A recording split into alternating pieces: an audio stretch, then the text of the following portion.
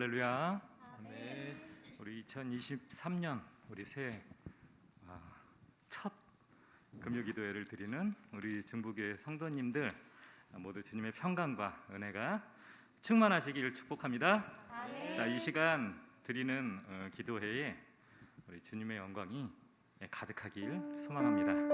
우리 찬양과 간구로 주의 임재하심을 이 시간 기원합니다.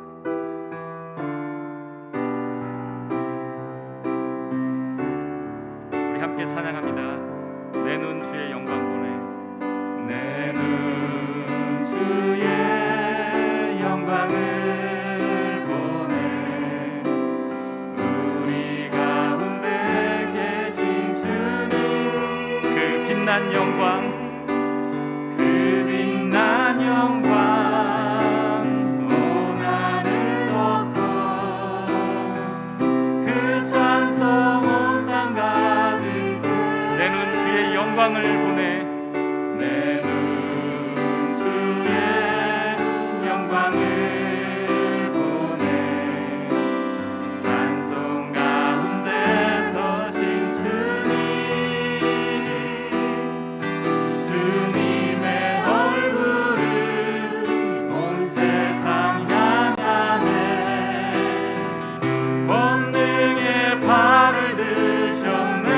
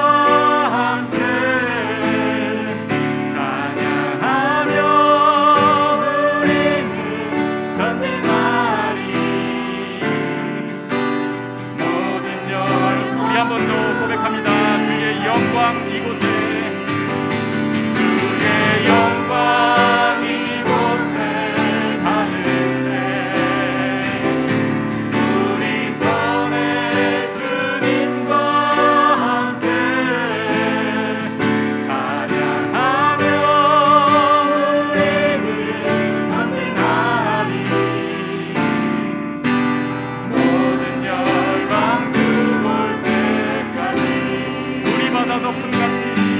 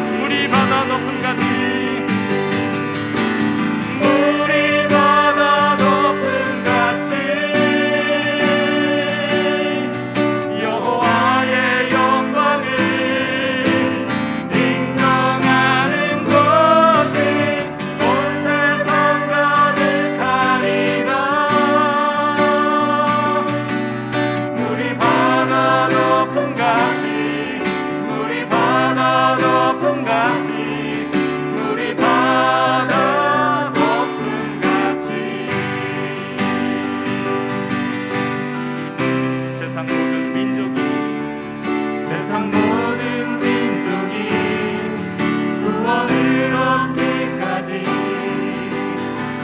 쉬지 않으시는 하나님, 주의 심장 가지고 우리 이제 일어나 주 따르게 하소서. 세상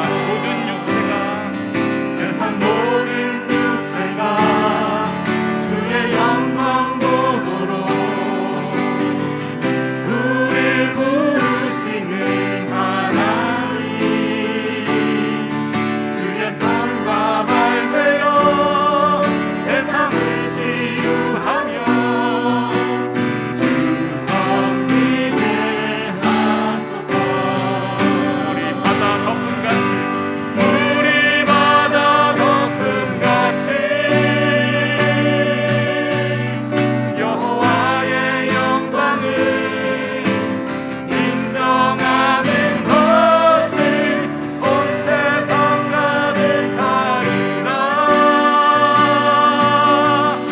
우리 바다 덮음같이 우리 바다 덮음같이 우리 바다 덮음같이 오리라 그날에 오리라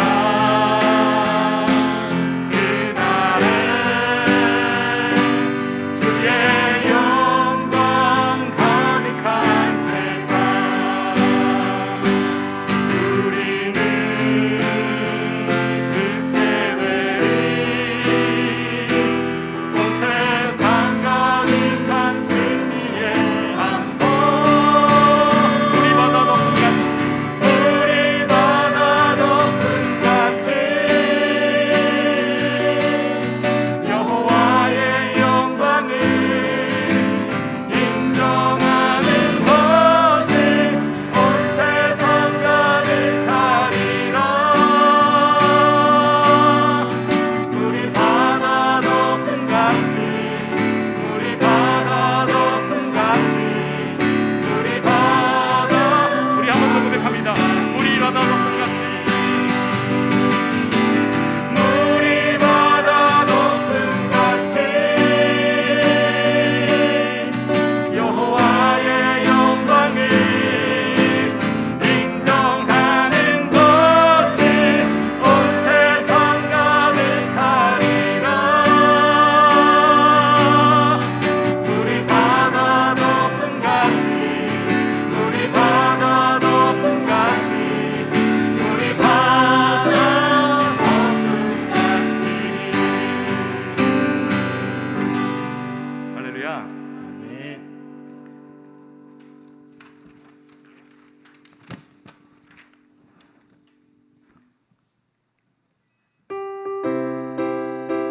이 시간 모든 성도님들 심령에 성령이 충만하길 소망하며 우리 박수하며 찬양합니다. 우리들의 무기는 육체가 아니요 그러나 강하고 참으로 강하고.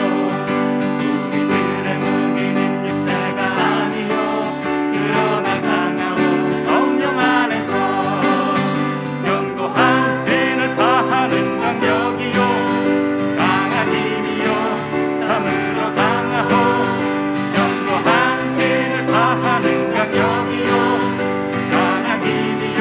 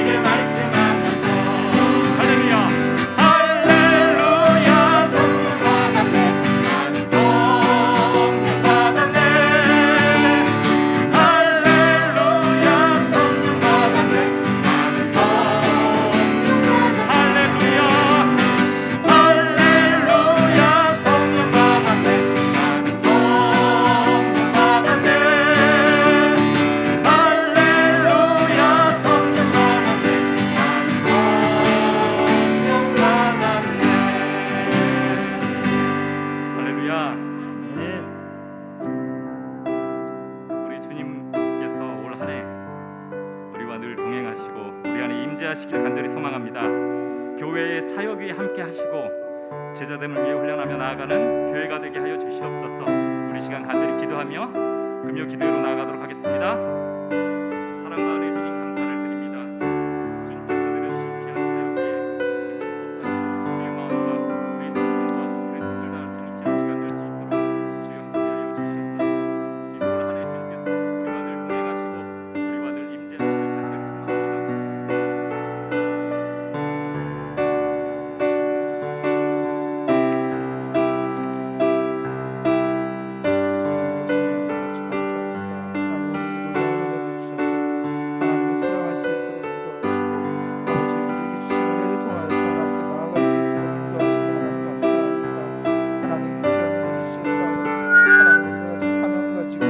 하나님을 영화롭게 할 수 있는 우리가 되게 하시고 우리 통해 하나님의 영광이 세상에 드러나는 복된 은혜가 우리 안에 있게 하여 주시옵소서. 우리 기도에도 하나님 함께 하시고 우리를 주장하여 주시옵소서.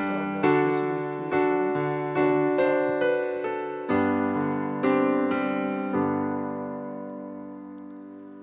네, 특송 시간입니다. 오늘 특송은 우리 부흥 찬양 단원들이 준비하였습니다.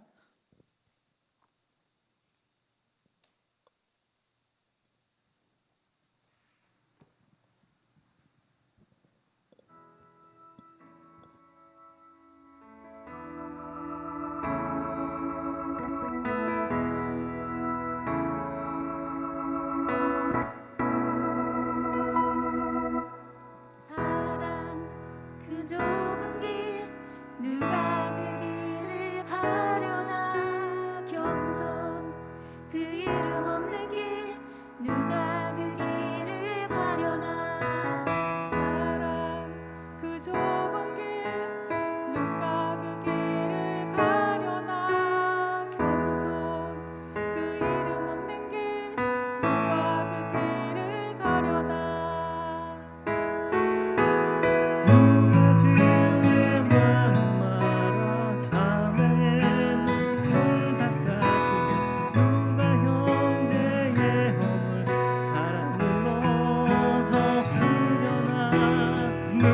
주의 마음 알아 절망에 갇힌 영혼 찾아 위로의 손 내밀어 사랑으로 안으려나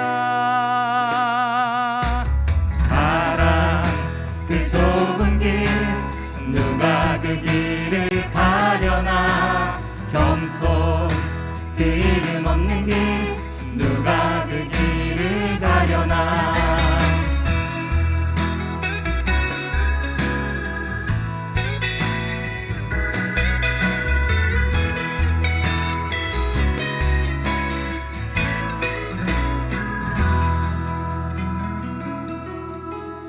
누가 주 영광 위에 스스로 낮아지며 세상의 자랑도 즐거이 포기하려나 누가 주 영광 위해 내 자유를 내려놓고 십자가 사랑 안에 즐거이 매이려나 사랑 그 좁은 길 누가 그 길을 가려나 겸손 그 이름 없는 길 누가 그 길을 가려나 사랑 그 좁은 길 누가 그 길을 가려나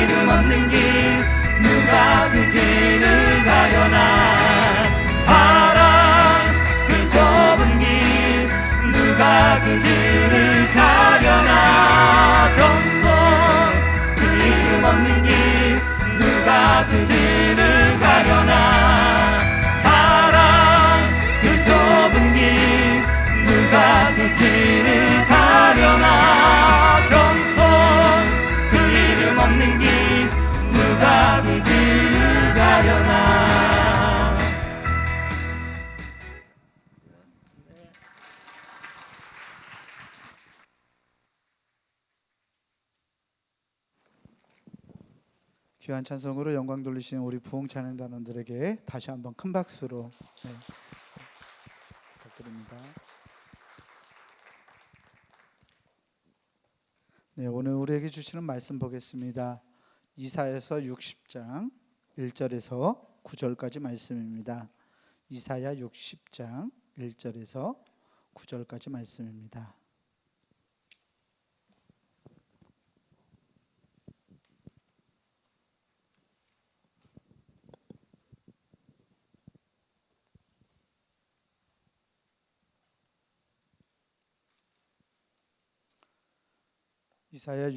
이사야서 60장 1절에서 9절까지 말씀, 제가 가진 성경으로 구약성서 1041페이지에 있습니다. 말씀 제가 한 절, 여러분들 한 절 나누어서 교독하겠습니다.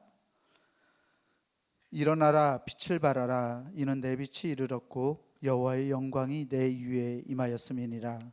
보라, 어둠이 땅을 덮을 것이며 캄캄함이 만민을 가리려니와 오직 여호와께서 내 위에 임하실 것이며 그의 영광이 내 위에 나타나리니. 나라들은 내 빛으로, 왕들은 비치는 내 광명으로 나아오리라. 내 눈을 들어 사방을 보라. 무리가 다 모여 내게로 오느니라. 내 아들들은 먼 곳에서 오겠고 내 딸들은 안기어 올 것이라. 그때 내가 보고 기쁜 빛을 내며 내 마음이 놀라고 또 화창하리니 이는 바다의 부가 내게로 돌아오며 이방 나라들의 재물이 내게로 옴이라. 허다한 낙타 미디안과 에바의 어린 낙타가 내 가운데에 가득할 것이며 스바 사람들은 다 금과 유향을 가지고 와서 여호와의 찬송을 전파할 것이며 게달의 양무리는 다 내게로 모일 것이요 느바요새 순양은 내게 공급되고 내 제단에 올라 기꺼이 받음이 되리니 내가 내 영광의 집을 영화롭게 하리라. 저 구름같이 비둘기들이 그 보금자리로 날아가는 것 같이 날아오는 자들이 누구냐. 함께 봅니다. 곧 섬들이 나를 앙망하고 다시스의 배들이 먼저 이르되 먼 곳에서 내 자손과 그들의 은금을 아울러 싣고 와서 내 하나님 여호와의 이름에 드리려 하며 이스라엘의 거룩한 이에게 드리려 하는 자들이라. 이는 내가 너를 영화롭게 하였음이라. 아멘. 우리 주님께서 주시는 은혜와 평강이 오늘 금요기도회로 하나님께 나아가는 우리 교우들에게 함께하기를 주의 이름으로 축원합니다. 오늘은 어떤 날일까요? 네, 오늘은 주연절입니다. 주연절은 우리가 지키는 교회 절기들 가운데서 가장 낯선 절기 중 하나가 아닌가 합니다. 기독교회는 매년 1월 6일, 1월 6일 또는 1월 6일에 가까운 주일을 주연절이라는 이름으로 하나님 앞에 예배하고 있습니다. 주연절이 어떤 절기인지 아세요? 네, 매년 기독교회는 1월 6일 주연절을 지킨다고 했는데 주연절이 어떤 절기냐고 물어보면 어리둥절하죠. 말머리를 따서 삼행시로 기억하시면 잊지 않을 것 같습니다. 주는 주님이, 현은 뭘까요? 현현하신, 나타나신. 그 다음에 절은 날, 주님이 나타나신 날이라는 뜻이에요. 또 신년절이라고 말하기도 해요. 신이 나타나신 날. 주님이 나타나신 날이라는 말이 조금 어색하기도 하죠. 여러분들이 강림절은 다 알고 계시죠? 대강절, 예전에 대강절이라고 하기도 했는데요. 강림절, 예수 그리스도가 오시는 걸 기다리는 절기를 강림절이라고 하잖아요. 성탄절은 아세요? 네, 성탄절. 성탄절은 어떤 날인가요? 성탄절은 주님이 이 땅에 육신을 입고 오신 것을 기억하고 기념하는 날이에요. 그래서 우리는 성탄절을 절기로 지키죠. 그 다음에 주연절은 예수님 안에서, 예수 그리스도 안에서 하나님의 신성이 드러난 날을 주연절이라고 그래요. 성탄절은 예수님의 인성, 그러니까 예수님의 사람됨에 대해서 기억하는 절기라면 주연절은 예수님이 하나님이시라는 것을 기억하는 절기입니다. 그래서 보통 서방 교회들은 가톨릭 교회들이나 우리 개신교회들은 성탄절을 크게 기억하고 기념하는 그런 경향이 있고요. 동방 교회들은 주연절, 예수님이 하나님으로 나타나신 그것을 기억하고 기념하는 그런 풍습들이 있습니다. 그래서 성탄절과 주연절은 함께 쌍으로 묶여서 예수님은 사람이자 하나님이시다라는 것을 기억하는 주간이에요. 성탄절에서부터 이렇게 연결되어서 주연절까지 그리스도의 오심을 기억하고 그리스도께서 나를 구원하시는 하나님이시라는 사실을 우리가 기억하는 절기가 바로 주연절기입니다. 오늘 우리가 읽은 이 이사야서의 말씀은 주연절에 낭독하고 주연절에 묵상하는 성경 구약 성서의 말씀입니다. 이사야서 60장의 이 말씀을 통해서 세상에 빛이 되어서 오신 하나님의 그 구속하시는 은혜와 하나님의 영광을 기억할 수 있는 복된 시간이 되기를 주의 이름으로 축원합니다. 오늘 이사야서 말씀을 우리가 같이 읽었는데요. 이 말씀을 관통하고 있는 주제는 바로 빛입니다. 빛. 우리가 살아가는 데 있어서 빛은 참으로 중요합니다. 물리학에서 정의하는 이 빛은 좁은 의미로 사람의 눈으로 볼 수 있는 가시광선을 의미합니다. 즉 사람의 눈으로 볼 수 있는 영역의 전자기파를 말한다고 해요. 물리학에서 막 빛에 대한 정의들이 되게 다양해요. 파동도 있고 양자도 있고 막 어려운 말들이 있는데 여하튼 눈으로 볼 수 있는 거, 사람의 눈으로 인식할 수 있는 전자기파를 빛이라고 하는데요.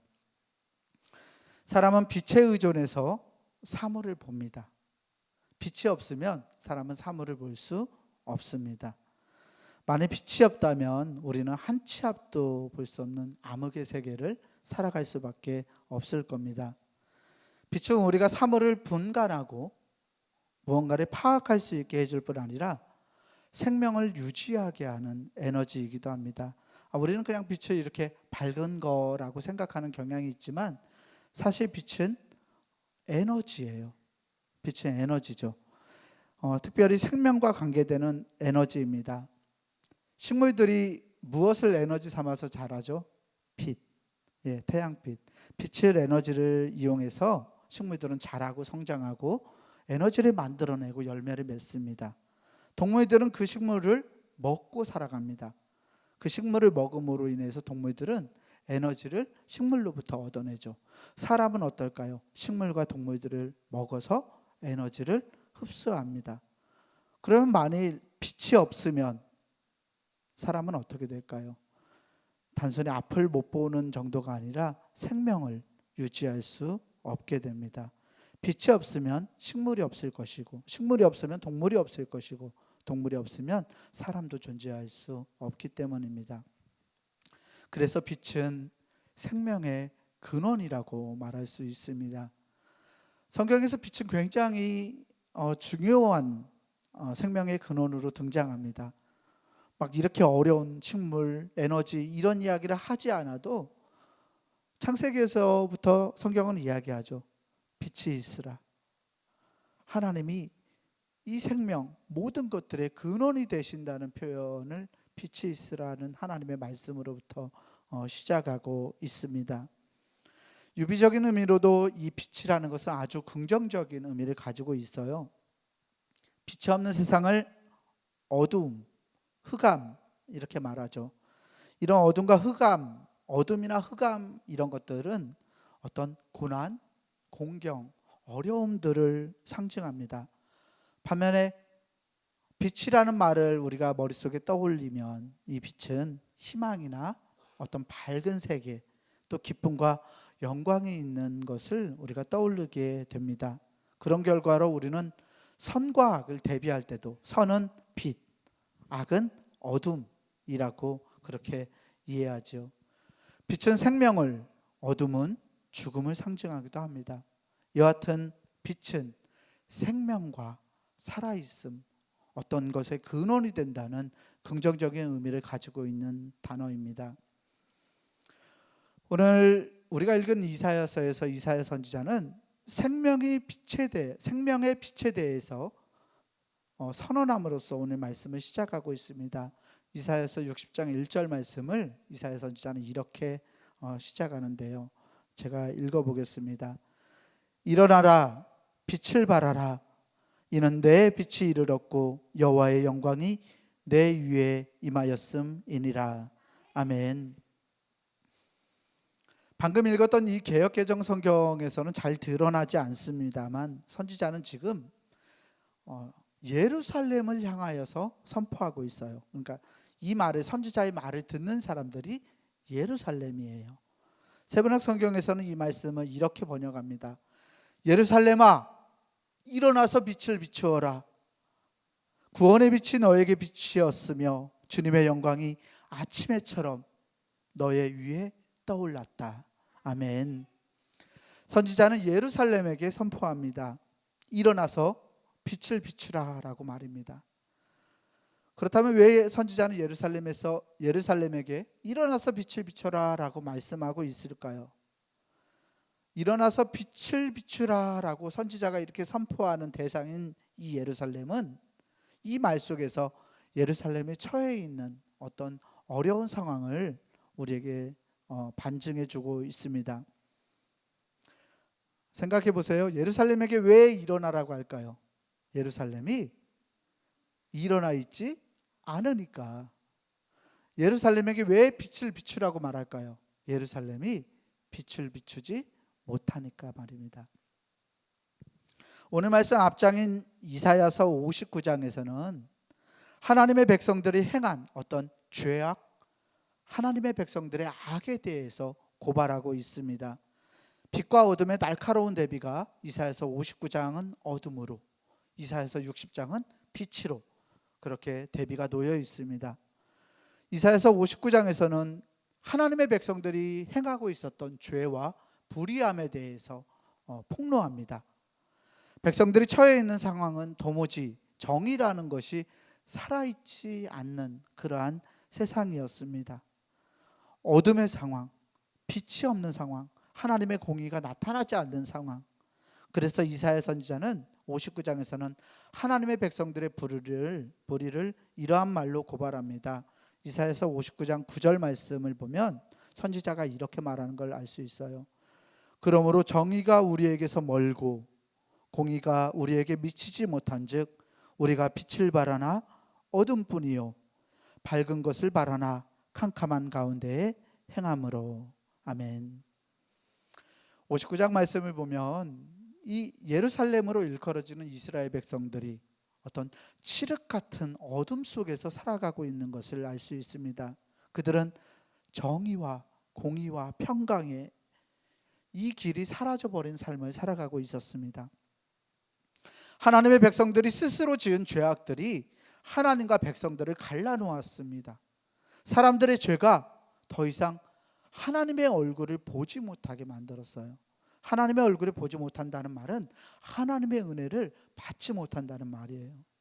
사람들이 하나님의 은혜를 받지 못하니까 사람들의 삶에는 죄가 있고 악이 생겨나고 정의와 공의가 사라져갑니다. 그래서 하나님의 은혜를 가렸다고 이사야 선지자는 고발합니다. 이 죄의 결과가 무엇을 낳았는지 아십니까? 이스라엘 백성들에게 이 예루살렘이라는 하나님의 도성을 빼앗기게 만들었습니다. 죄의 결과로 유력했던 힘이 있었던 이스라엘 백성들은 예루살렘을 빼앗기고 쫓겨나서 바벨론의 포로로 사로잡혀 갔습니다. 포로로 사로잡혀 가지 않았던 사람들도 있었어요. 힘없고 무식하고 쓸모없는 사람들. 그러니까 바벨론으로 포로로 끌고 가서 이용할 가치가 없는 사람들은 바벨론 제국은 그 땅에 남겨두었어요. 서민들은 황폐해진 예루살렘, 불타버린 예루살렘과 유다에 남아서 이방인들과 함께 뒤섞여서 삶을 살아가게 되었습니다. 약 70년 동안을 엘리트들은 바벨론으로 끌려가서 포로 생활을 했고 서민들은 남한국 유다 예루살렘 땅에 남아서 이방인들과 함께 삶을 살아가게 되었어요. 70년이면 2세대, 3세대 정도가 지난 기간입니다. 그런데 때마침 신흥 제국이었던 이 페르시아가 크게 일어나서 바벨론을 무너뜨립니다. 바벨론을 무너뜨리고 페르시아의 이 고레스 대왕은 포로로 잡혀있던 이스라엘 백성들을 그 포로의 삶에서 해방시켜 줍니다. 그리고 그들이 본래 살았던 예루살렘 땅으로 남한국 유다의 포로들을 다 돌려보냅니다. 해방이 되었으니까 이스라엘 백성들에게 장밋빛 희망이, 미래가 이스라엘 백성들 앞에 펼쳐졌을까요? 일제강점기를 살아오셨던 우리 어르신들이 여기에도 계시죠. 우리 권사님들, 일제강점기를 살아오셨던 분들이 있습니다. 강점기에서 해방을 맞이하셨던 그 느낌을 기억하실지 모르겠습니다. 해방이 마냥 좋았던 것은 아닐 것입니다. 왜냐하면 포로에서 해방되어서 고국에 돌아온 사람들, 그리고 남아있던 사람들, 이 안에 수많은 어려움과 난제들이 있었을 것이기 때문입니다. 우리나라 일제강점기에서도 일본의 앞잡이를 했던 사람들은 배웠던 사람들, 좀 글자도 알고 똑똑한 사람들, 그래서 앞잡이를 하다가 해방이 되었을 때도 이 사람들은 자신들의 기득권을 잘 영위해 갔죠.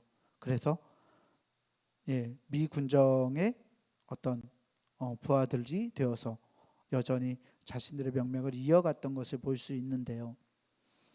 이스라엘 백성들에게도 마찬가지로 수많은 난제들이 이 바벨론에서의 포로 생활을 그치고 돌아왔을 때 이스라엘 백성들 사이에 있었습니다. 유력한 힘을 차지하려고 했던 당파 싸움, 갑자기 늘어난 인구로 인해서 경제적인 어려움들이 예루살렘 남한국 유다의 사람들에게 닥쳐왔습니다. 미래에 대한 불확실성이 이스라엘 백성들의 삶을 지배했습니다. 모든 사람이 한나라시에 예루살렘으로 해방되어서 돌아왔던 것이 아니에요. 다 같이 돌아와서 힘써서 자 이제 우리 살아보자 라고 할 수 있었던 것이 아니었어요.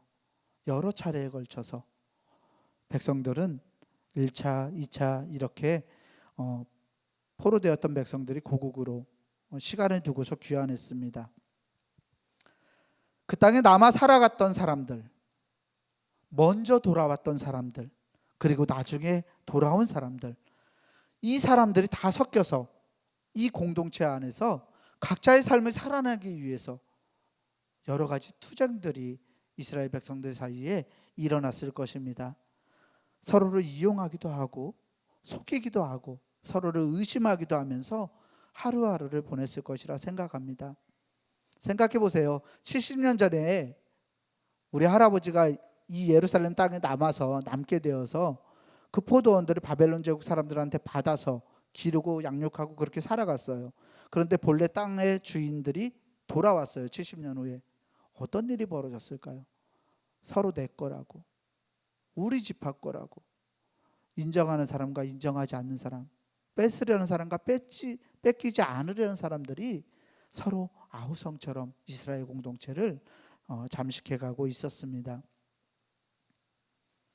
그래서 이사야서 59장이 고발하고 있는 이스라엘 백성들의 죄와 이 어둠은 예루살렘이 멸망했던 그 남한국 유다가 무너졌던 그때의 일만을 의미하는 것이 아니라 바벨론에서 포로 생활을 마치고 돌아와서 70년 후에 사람들이 그 안에서 서로 싸우고 서로 공의를 잃어버리고 서로 투쟁하던 그러한 귀환의 상황에서의 그 어려움들, 그리고 그 절망과 죄악도 고발하고 있는 것입니다.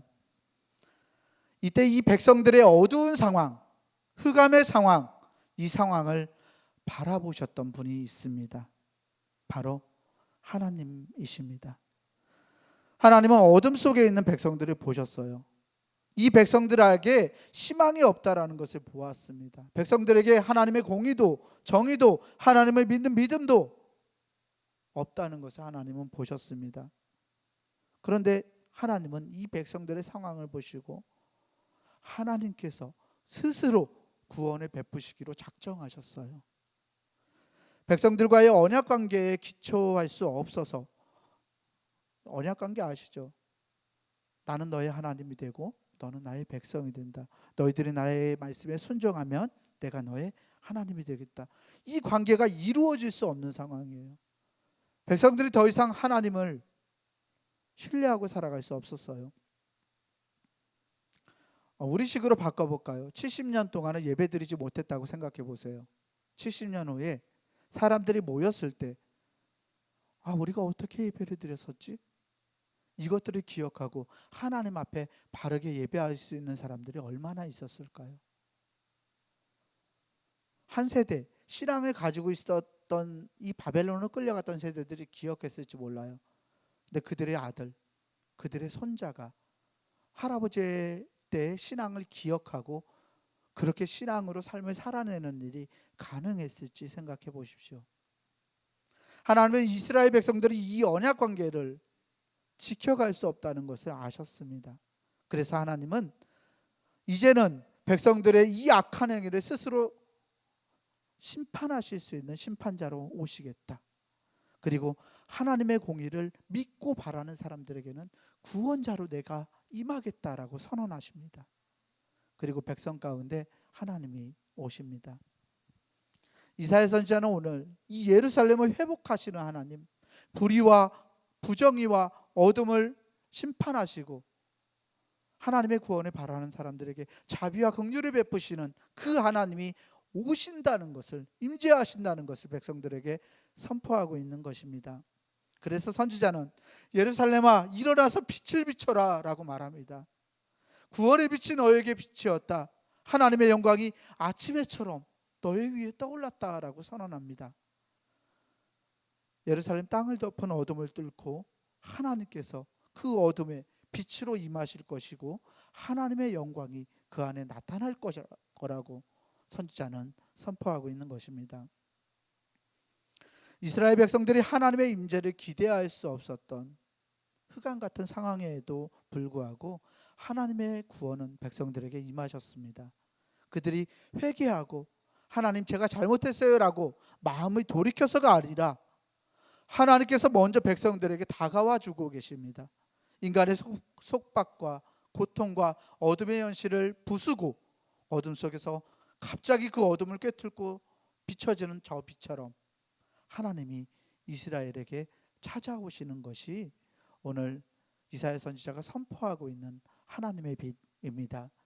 사랑하는 교우 여러분, 이스라엘 백성들의 어둠을 뚫고 임재하시는 하나님의 영광이 우리에게, 믿는 이들에게 희망이 되는 줄 믿습니다. 이것이 우리에게 희망인 이유는 우리의 신실함이나 우리의 믿음을 조건으로 하지 않기 때문입니다.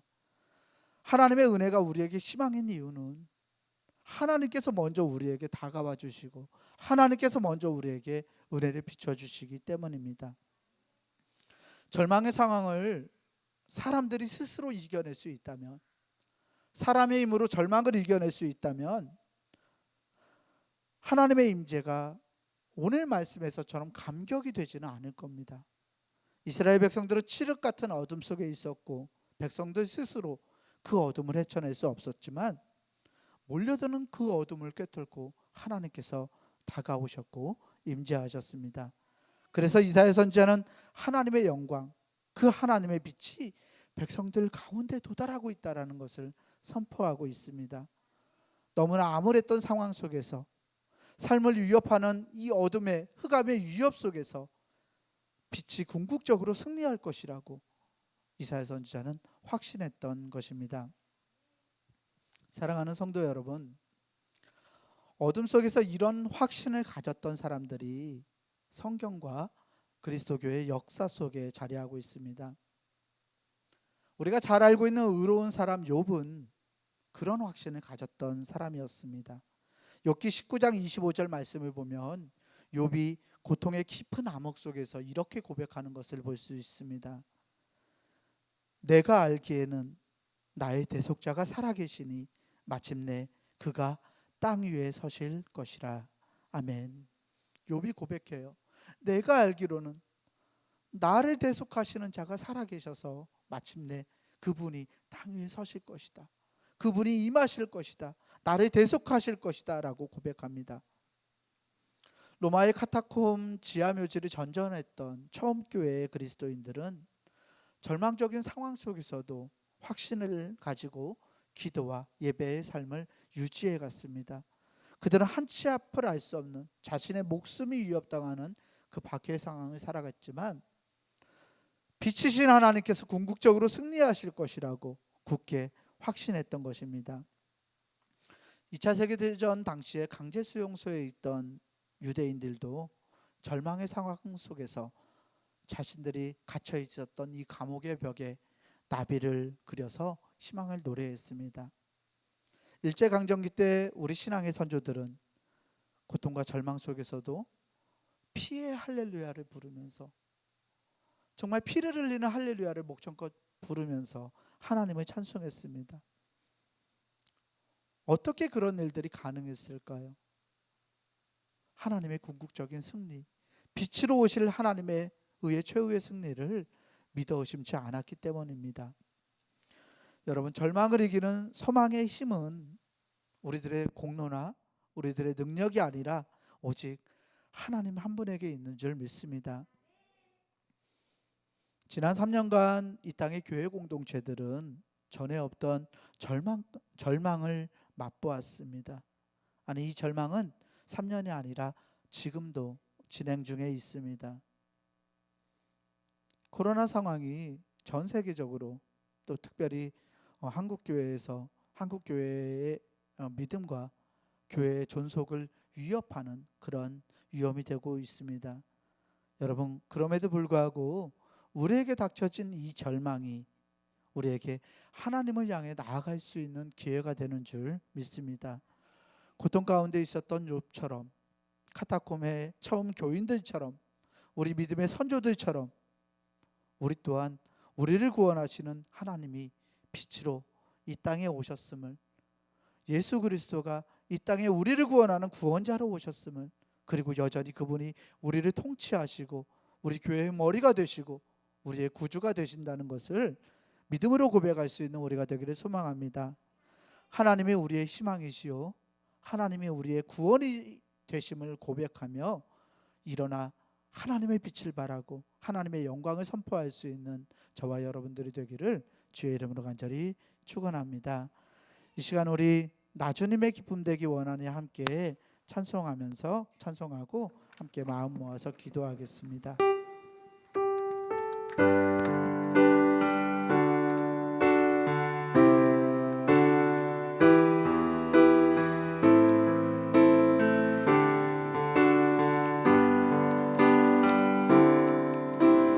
나주님의 기쁨 되기 원하네. 내 마음을 새롭게 하소서. 새 부대가 되게 하여 주사. 주님의 빛 비추게 하소서.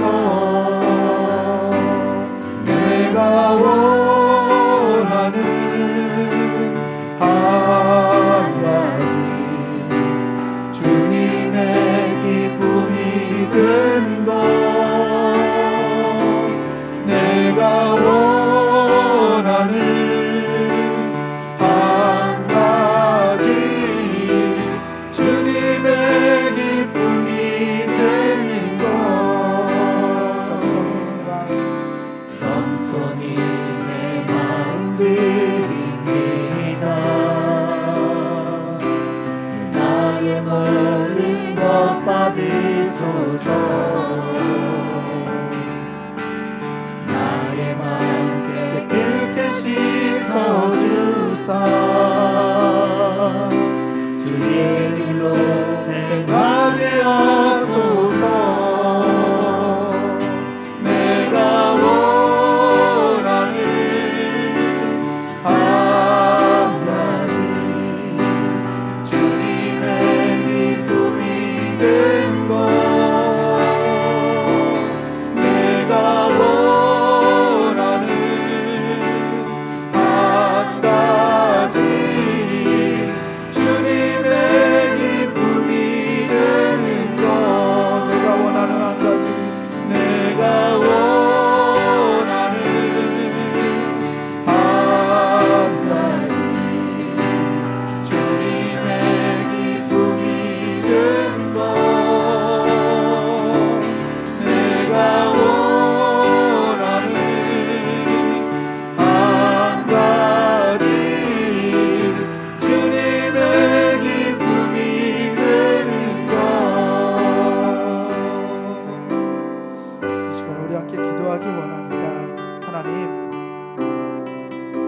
나타나신 날 주님이 빛으로 임재하신 주연자리입니다. 우리가 하나님의 영광을 기대하며 하나님의 빛을 발할 수 있는 우리가 되게 하여 주시옵소서.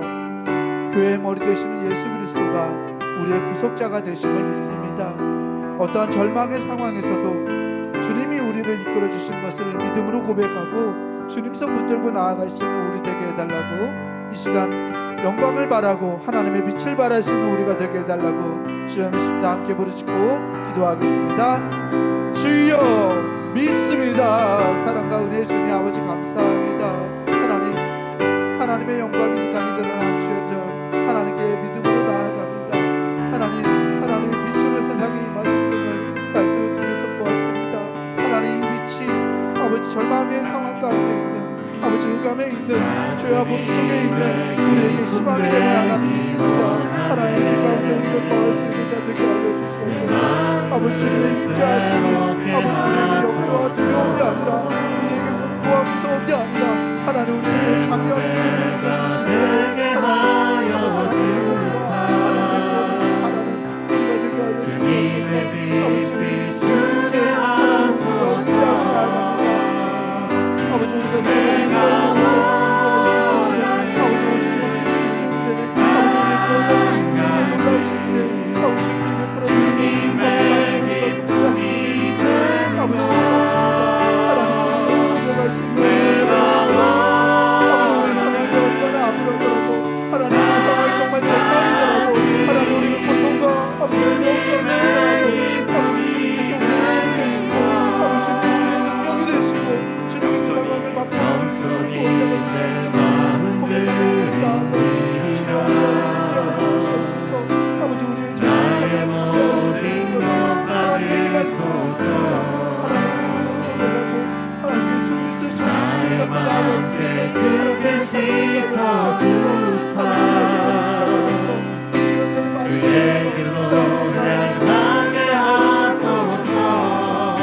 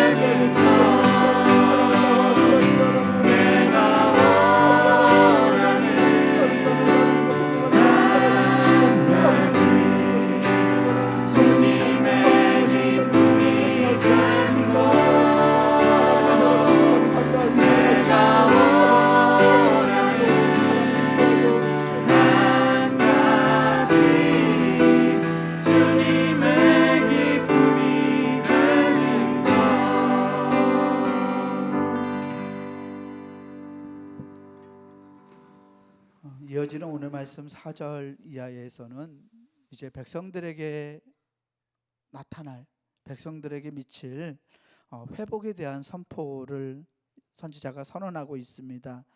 이사야서 60장 4절에서 5절까지 말씀을 제가 다시 한번 읽어보겠습니다. 내 눈을 들어 사방을 보라. 무리가 다 모여 내게로 오느니라. 내 아들들은 먼 곳에서 오겠고 내 딸들은 안기어 올 것이라. 그때 내가 보고 기쁜 빛을 내며 내 마음이 놀라고 또 화창하리니 이는 바다의 부가 내게로 돌아오며 이방 나라들의 재물이 내게로 옴이라. 아멘. 선지자는 예루살렘 백성들에게 너희들의 눈을 들어서 사방을 보라라고 선포합니다. 눈을 들어서 주위를 둘러보라고 선언합니다. 하나님이 행하시는 회복이 예루살렘의 백성들에게 임하게 될 것이기 때문입니다. 선지자는 말합니다. 먼 곳에서 아들들이 돌아올 것이다. 딸들이 팔에 안겨서 돌아올 것이라고 선지자는 말합니다. 이에 너희들은 기쁨이 넘치고 가슴이 설레고 터질 듯 할 것이라고 말합니다. 그런데 이 아들과 딸들이 그냥 돌아오는 것이 아니라 풍부한 재물을 가지고 백길로 오고 이방 나라들의 재산들도 예루살렘으로 오게 될 거라고 말합니다. 선지자가 이 4절 이후로 기록하고 있는 계속해서 기록하고 있는 이 장면은 큰 상인들, 우리가 거상이라고 부르죠. 이 거상들이 유대 공동체에 속해 있던 사람들을 싣고 먼 나라에서부터 돌아오는 장면을 그리고 있습니다. 거상들에 대한 묘사는 6절 이후로도 계속되는데요. 선지자가 말해요. 낙타들이 땅을 뒤덮을 것이다. 이 예루살렘의 자녀들을 데리고 오는 이 낙타들이 땅을 뒤덮으며 올 것이고 이방 사람들이 보석과 재물들을 가지고 돌아올 거라고 선포합니다. 자녀들부터 이방 사람들까지 먼 곳에 있는 사람들까지 예루살렘으로 오게 될 것이라고 선포하고 있는 것입니다. 이사야 선지자가 예견하고 있는 이 변화는 단순히 이스라엘 이 백성들의 공동체가 회복되리라는 그러한 기대를 뛰어넘어 있습니다. 선지자의 선포를 듣고 있는 사람들이 어떤 사람이었는지 기억하십니까? 절망 가운데, 어둠 가운데 있었던 이들이었습니다. 그런 사람들에게 그들이 상상하고 기대할 수 있는 것 이상으로 하나님의 회복의 역사가 진행될 것이라고 선지자는 선언합니다. 때로 이 본문을 묵상하면서 하나님께서 믿음의 사람들에게 넘치도록 풍성한 복과 재물을 채워주시리라고 기대하는 사람들도 있을 것입니다. 그런데 선지자의 선포를 듣고 있는 사람들의 상황을 생각해 보면 이게 믿음의 사람들에게 어떤 풍부한 재물을 하나님이 채워주실 것이라는 그런 기대와는 조금 거리가 있는 것을 볼 수 있습니다. 선포를 듣고 있는 사람들이 절망 가운데 있었다라고 말씀드렸습니다. 미래에 대한 불확실성, 삶의 역경이 자기들의 삶을 흔들고 있었던 사람들. 이 이스라엘 백성들은 자신들이 다시는 평범하게, 다시는 사람답게 살아가지 못할 거라고 생각했는지도 모릅니다. 아직 흩어진 백성들이 다 돌아오지 않았습니다. 하나님의 전을 세우는데 필요한 자재나 건축 자재나 재물들도 없었습니다. 아직 하나님을 예배하는 전을 세우지 못했던 이 이스라엘 백성들은 하나님의 전이 회복되지 않으면 자신들의 삶에도 희망이 없을 것이라고 생각했을지도 모릅니다. 회복에 대한 갈급함이 이스라엘 공동체에 있었지만 그것을 감당할 수 있는 능력과 힘이 없었던 사람들, 이들의 절망은 우리가 상상하는 것 이상이었을 것입니다. 그런 예루살렘 백성들에게 지금 선지자가 선포합니다. 하나님께서 스스로 흑암에 있던 이들에게 구원자가 되셨던 것처럼, 그들의 공로가 아니라 하나님께서 스스로 구원자가 되셨던 것처럼 하나님께서 당신의 전을, 당신의 예루살렘을, 당신께 제사하고 예배하는 그 처소를 하나님께서 스스로 회복시키시리라고 이사야 선지자는 선포하고 있는 것입니다. 6절 말씀을 보니까 금과 유향을 가지고 돌아오는 이들이 어떻게 돌아오냐면요, 하나님을 찬송하면서 돌아옵니다. 7절에서 언급되는 양떼들이 있어요. 이 양떼들은 하나님의 제단에 드려질 제물들, 희생 제물들이었습니다. 그리고 9절 말씀에 선지자가 이렇게 선포합니다. 곧 섬들이 나를 낭망하고 다시스의 배들이 먼저 이르되 먼 곳에서 내 자손과 그들의 은금을 아울러 싣고 와서 내 하나님 여호와의 이름에 드리려 하며 이스라엘의 거룩한 이에게 드리려 하는 자들이라. 이는 내가 너를 영화롭게 하였음이라. 아멘. 자녀들과 이방 사람들이 제물과 보석, 양떼와 낙타떼들이 거느리고 돌아오는 이유는 하나님의 이름을 높이고 하나님의 전을 회복하고 하나님 앞에서 하나님께 예배하기 위해서라고 선지자는 선포합니다. 즉 하나님께서 하나님의 방법으로 스스로의 이름을, 하나님의 이름을 영화롭게 하신다고 그렇게 말하고 있는 것입니다. 사랑하는 교우 여러분, 코로나로 인해서 피폐해지고 어려움을 당하고 있는 이 땅에 많은 교회들이 있습니다. 이 땅에 그 교회들과 그 교회들을 치료하는 목사님들과 또 함께 교회의 미래를 걱정하고 있는 성도들에게, 이 믿음의 사람들에게 이사야 선지자의 오늘 말씀이 위로가 되는 줄을 믿습니다. 선지자의 선포처럼 하나님께서 하실 것이기 때문입니다. 이스라엘에게 회복될 영광은 궁극적으로 하나님의 이름을 높이고 하나님께 영광을 돌리는데 이바지할 것들입니다. 말씀에서 백성들의 행복은 하나님을 위한, 하나님을 향한 찬양과 연관되어 있습니다. 백성들이 돈이 많아서, 재물이 많아서 기뻐하는 게 아니라 이것을 하나님께 드릴 수 있어서 기뻐하고 있어요. 하나님께 찬양할 수 있어서 기뻐하고 있습니다. 하나님께 드릴 희생 제물들이 많아서 기뻐하고 있어요. 하나님의 영광을 드러내기 위해서 하나님은 오늘도 우리 한국 교회들을 통해서 역사하실 것입니다. 시편 126편은 포로들이 돌아오는 상황을 이렇게 묘사하고 있어요. 여호와께서 시온의 포로를 돌려보내실 때에 우리는 꿈꾸는 것 같았도다. 그때 우리 입에는 웃음이 가득하고 우리 혀에는 찬양이 찼었도다.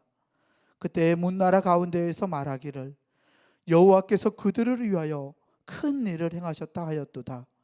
여호와께서 우리를 위하여 큰 일을 행하셨으니 우리는 기쁘도다. 아멘. 시편 기자의 이 감사와 기쁨의 고백이 오늘 한국교회 우리 교우들, 우리 성도들의 믿음의 고백이 되기를 소망합니다. 하나님의 우리 교회들을 새롭게 하시고 갱신하시고 변혁시키시고 이 땅에 빛으로서 다시 세워주실 것이라고 믿어 의심치 않습니다. 절망의 터널을 지나고 있는 오늘의 우리들에게, 또 이 땅에 어려움을 당하고 있는 비전교회들에게, 해외 선교지들의 주님이 임재하시고 주님께서 회복하시리라는 확신이 정말 기쁨이 되기를 소망합니다. 시온의 포로들이 찬양과 기쁨으로 아버지의 영광을 그렇게 드러냈듯이 교우들이, 믿음의 사람들이 우리의 구속자가 되시는 예수 그리스도의 빛 가운데 거하고 예배와 사역의 회복을 통해서 하나님의 살아계심을 찬양하고 그 영광을 드러낼 수 있는 우리의 교회들이 되기를 주의 이름으로 간절히 축원합니다. 우리 이 시간 저 죽어가는 내 형제에게 라는 찬송 함께 찬송 부르겠습니다.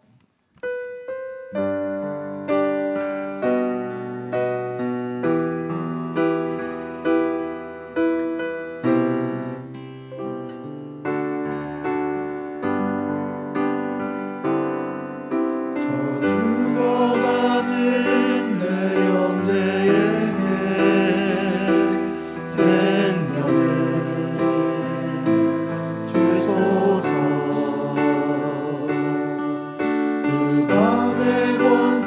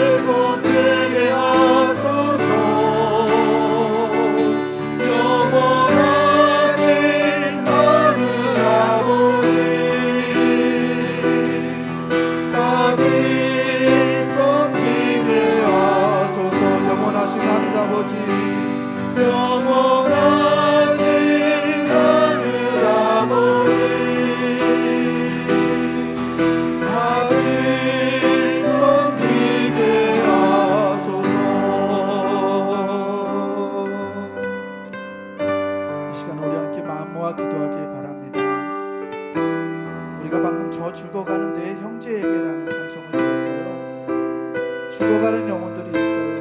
그 영혼들을 회복할 수 있는 하나님의 은혜가 우리에게 필요합니다. 우리의 지교회들과 지원하는 교회를 위해서, 한국 교회를 위해서, 또 해외 선교사님들을 위해서 이 시간 우리가 마음 모아 기도했으면 좋겠습니다. 절망의 상황을 지나고 있지만 하나님께서 회복하실 것이라는 믿음이 우리 교회들과 우리 선교사님들과 우리 지교회 지원하는 교회 목사님들과 성도들에게 가득 차길 바랍니다.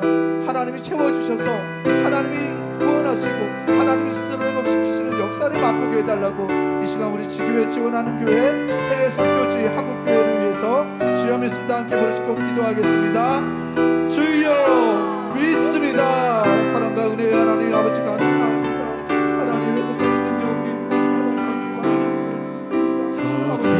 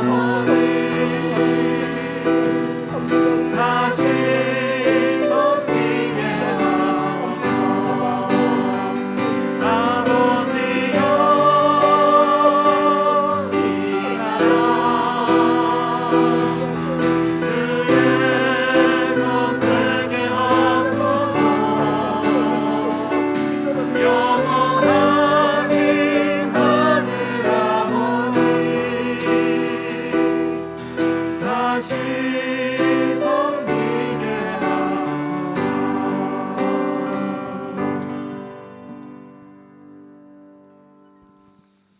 우리 찬송가 620장 1절 2절 찬송 부르시면서 우리 선교지들을 위한 헌금 함께 드리겠습니다.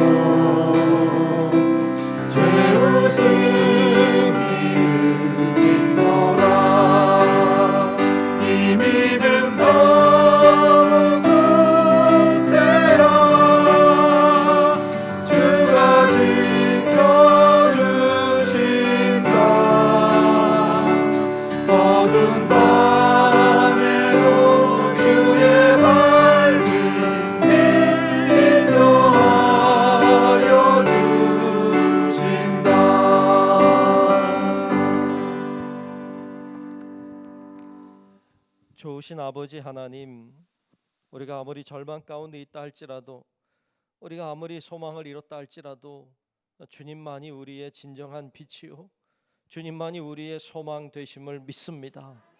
주님을 의지하는 자가 다시 일어나게 도우시고 주의 영으로 임재하시는 곳이 하나님의 역사가 일어나는 장소가 되게 하여 주옵소서. 하나님, 오늘 이 시간에도 절망 가운데 있는 자들이 주님 바라보고 소망 가지게 도우시고, 아무것도 할 수 없고 아무것도 될 것 같지 않지만 그러나 하나님이 임하시면 될 줄로 믿고 믿음으로 나아가는 성도들 되게 하여 주옵소서. 하나님이 오늘도 여러 가지 문제와 어려움과 아픔과 질병과 고통을 가지고 나온 사랑하는 성도들을 기억하실 줄로 믿습니다. 임재하여 주시고 하나님이 치유하여 주시고 회복시켜 주시옵소서. 오늘도 기도하며 나아갈 때 길이 열리게 도와주옵시고 소망이 생기게 도와주옵시고 하나님의 영광을 보게 하여 주시옵소서. 오늘도 정성껏 예배하며 또 예물을 드립니다. 하나님, 귀한 예물 정성껏 드리는 예물이 하나님의 은혜와 축복의 예물이 되게 도우시고 하나님이 꼭 필요로 하는 곳에 아름답게 사용되고 쓰여지고 하나님께 영광이 되게 하여 주옵소서. 모든 것 주께 맡기며 살아계신 예수님 이름으로 축복하며 기도하옵나이다. 아멘.